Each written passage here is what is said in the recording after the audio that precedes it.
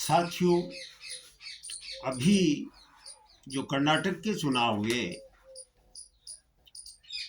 और वहाँ पर जो सरकार बननी थी वो बन चुकी है, उसके बारे में काफ़ी लोगों ने जीत और हार के कारण गिनाए। बीजेपी चिंतन कर रही है, कांग्रेस है वो विचार कर रही है कि वो अपना बता रही है कि हम इस वजह से हार जीते हैं, हम इस वजह से जीते हैं। पत्रकार हैं वो कर रहे हैं कि इस कारण से जीते हैं। इस मामले में मैंने भी विचार किया और मेरा आंकलन है कि वहां की जनता ने बीजेपी सरकार को हराने के लिए कांग्रेस सरकार को वोट दिए। अब प्रश्न ये है कि वो बीजेपी को क्यों हराना चाहते थे। हराना इसलिए चाहते थे कि उस राज्य के अंदर महंगाई इतनी बढ़ी कि महंगाई से वो लोग बहुत ज्यादा त्रस्त हो गए। बेरोजगारी इतनी बढ़ी कि उनके पास रोजगार के साधन नहीं रहे। उससे वो इतने प्रभावित हुए कि उन्होंने ये तय कर लिया कि ये सरकार हम नहीं रहने देंगे। कर्नाटक के भ्रष्टाचार ने और इस देश के भ्रष्टाचार ने, बीजेपी की जहां सरकारें हैं उनके जो भ्रष्टाचार हैं वो इतने छा गए सोशल मीडिया पे, और वहां के लोगों को उस चीज का पता था कि यहाँ किस तरीके से भ्रष्टाचार हो रहा है। उससे वो लोग इतने त्रस्त हुए कि उन्होंने ये तय किया कि कुछ भी हो ये सरकार नहीं रहेगी। चौथा जो कारण है, बीजेपी सरकार, बीजेपी जो है वो पार्टी में जीत में आती है, सरकार में आती है, उसका कारण एक ही है कि वो धार्मिक मुद्दों को भटका करके और उनसे वो चुनाव जीतती है।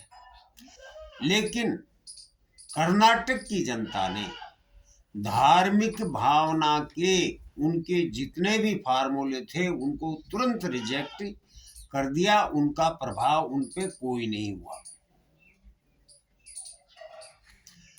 साथ ही मोदी जी के वादों का उन पे कोई असर नहीं हुआ।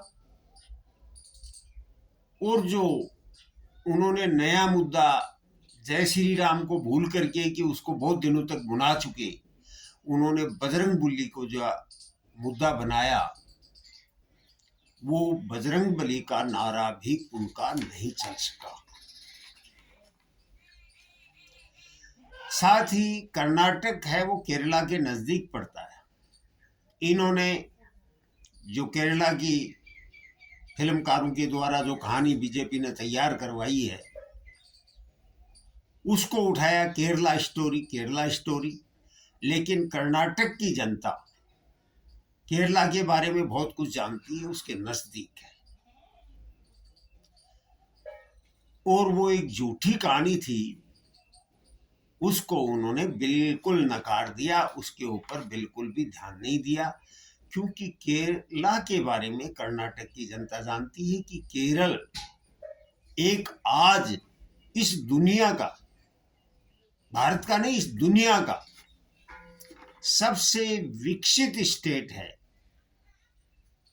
यहां पर हर आदमी शिक्षित है, हर आदमी के लिए अच्छी शिक्षा की, हर बच्चे के लिए अच्छी शिक्षा की व्यवस्था है। स्वास्थ्य के लिए वहां पर आयुर्वेद, होम्योपैथी और एलोपैथी तीनों पे ही तरीकों पे इतना मतलब हॉस्पिटलों का विकास उन्होंने किया है स्वास्थ्य के संबंध में कि उसके बराबर कोई भी दूसरा स्टेट अपना स्थान नहीं रखता। केरला के अंदर बेरोजगारी नहीं है। केरला के अंदर किसान को उनकी सब्जियों उसका भी समर्थन मूल्य मिलता है।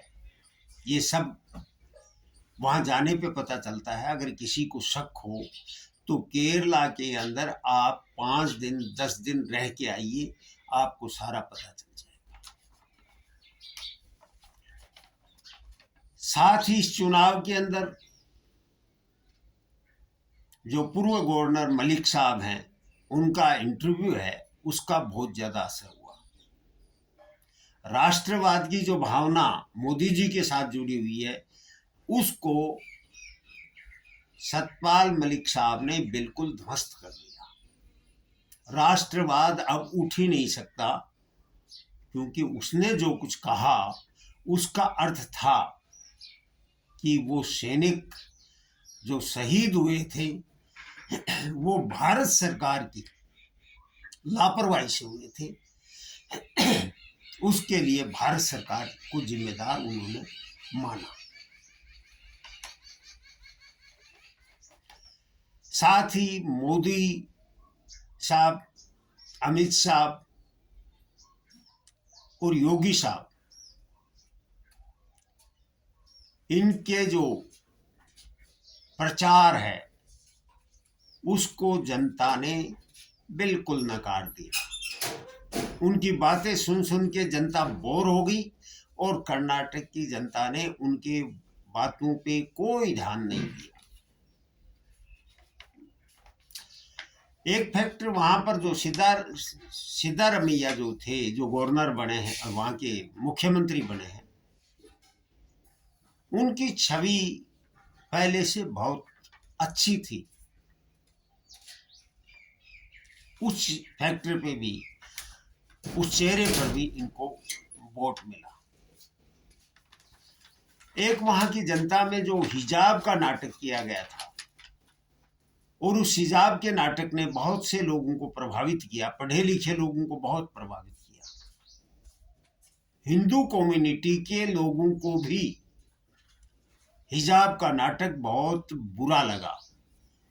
इसलिए इस सरकार के खिलाफ उन्होंने कांग्रेस को वोट दिया।